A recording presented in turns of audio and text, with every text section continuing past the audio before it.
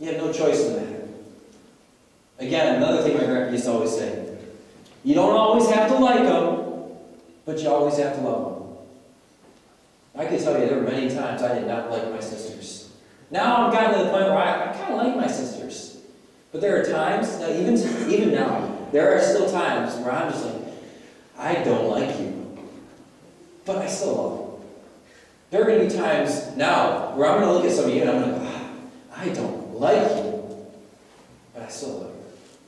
I mean, every person here, there's going to be a point in time where I'm just not going to enjoy being around you, but you're still family and I love you anyway.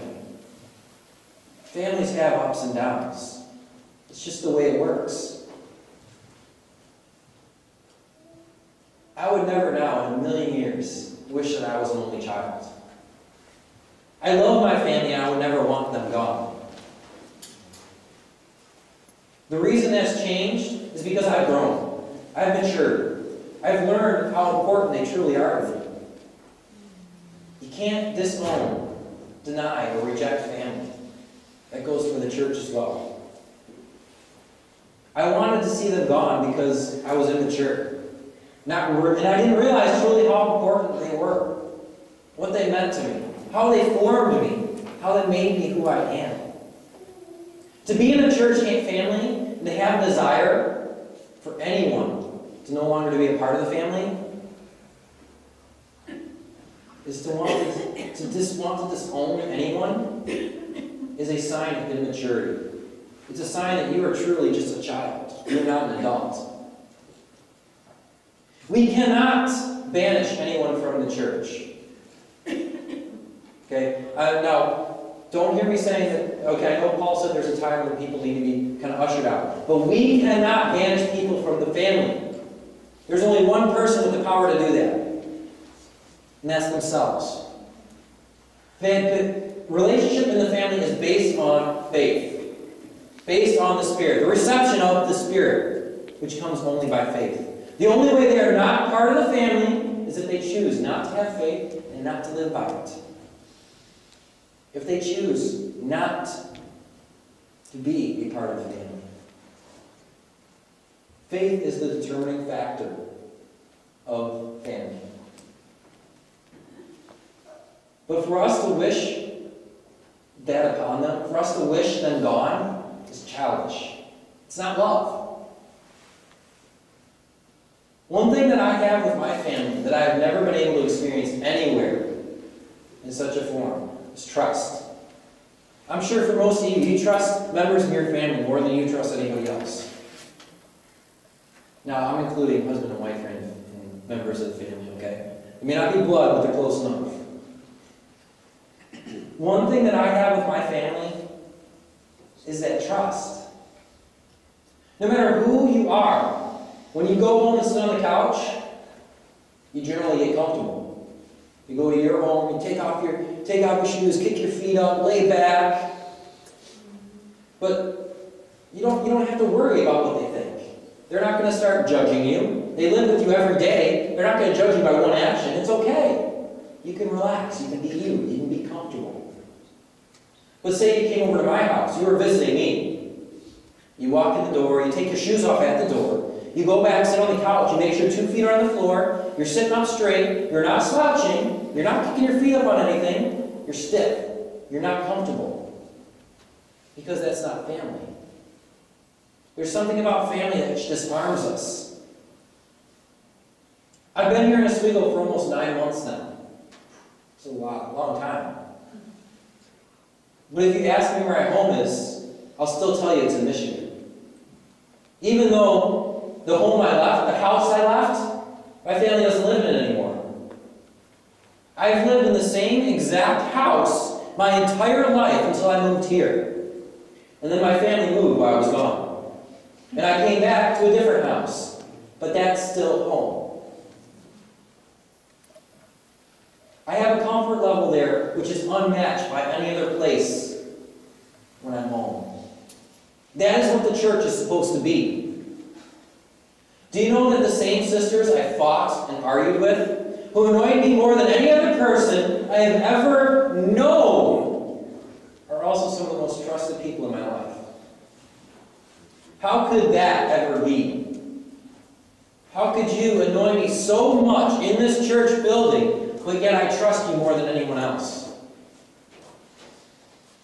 Do you know that Heidi knew almost 2 months before my mom that I was going to ask Sarah to marry me? My mom, she went well with it, but she still would like to know a lot sooner than that. Heidi knew that, like, weeks before I even had the ring.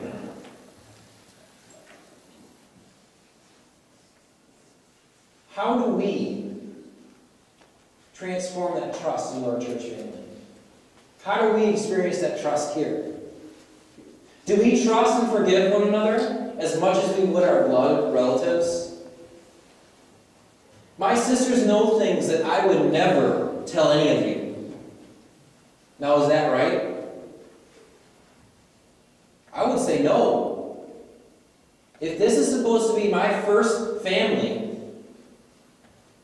my primary alliance, my love right here, then you should be the ones that I'm telling things that I would never tell anyone else. I should be able to be as comfortable around every one of you as I am around my blood family. Now, I'm not blaming you and saying you guys aren't making me comfortable. I'm blaming me. I am not willing to take that step and step out on that limb and trust you unconditionally. And that's no one's fault but my own. Now, I'm not saying I don't trust you. I trust you guys a whole lot. But when my sisters line up versus any of you, I will trust them before you. That's just the way it works. And that's not the way it's supposed to be. If we are experiencing family like we are called to be, that's not the way it's supposed to be. So if we're family, if we are possessing the strongest bonds, that of blood family, here in this church, how does it mean we should treat each other? My sisters drive me crazy. Even today, they still know how to push my buttons. And I really mean even today. Like, in this moment, there are things which are still irritating me about my sisters. Things they do, things they've done, things they're doing. Where I'm just like, why can't you do that differently? Stop! Yet if you were to talk to my sister today, any of them, they'd be able to tell you that the first thing I ask them when I see them is, when are you coming to visit? When are you going to come see me? My sisters and I have had some really, really rough patches. There were some times where we could not even be in the same room together without problems. But no matter how bad it got, we were still brother and sister. I could remove myself from the same room as her, remove myself from her company, but she was still my sister. I had no choice in the matter. How many people in your church family experience can you say you've had a bitter, bitter argument with, and you're still friends today? You still speak. It has come to the point of cursing each other, but you are still friends. You still love each other. How many people can you say that with? How many experiences of that have you had? Because I had not had that many in the church, that kind of experience. I want to show you a few pictures. We've got some pictures of my family. Victoria. Ready? Oh. Okay, next one.